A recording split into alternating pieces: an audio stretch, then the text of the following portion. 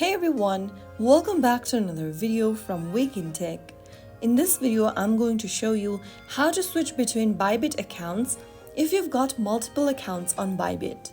So the first thing to do is to open up the Bybit application on your mobile device and log into your account. And once you're in the home page, tap on your profile picture at the top left corner. After you do that, from your profile section, tap on the switch button at the top right next to the gear icon, and this will open up the switch or create account tab.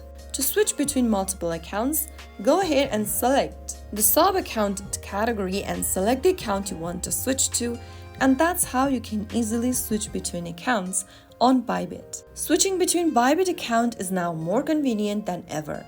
By following the steps above, you can efficiently manage your trading activities across multiple accounts, always prioritize security and stay informed about the latest features and updates from Bybit to ensure a safe trading experience. So that's how it's super easily done. If you found the video helpful, don't forget to like, share and subscribe to the channel. I will be back again in the next video. Thank you for watching.